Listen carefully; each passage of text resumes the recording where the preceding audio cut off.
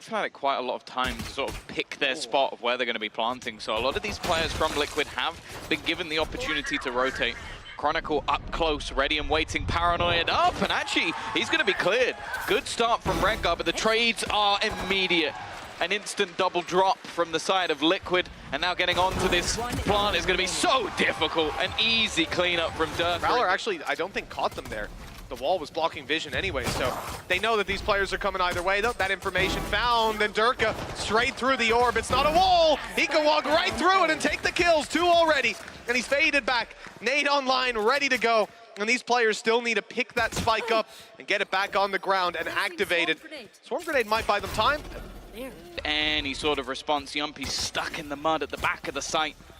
And, well, they're running out of time now to sort of find anything. Get that plant through. Derke feeling confident and just clears them out.